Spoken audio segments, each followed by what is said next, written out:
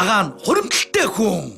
2 дахь байрны эзэн 2 дугаар сарын 28-ны 21 цагаас Зөв банк, Хас банк. Сар шиндээ сайхан шинлээрээ.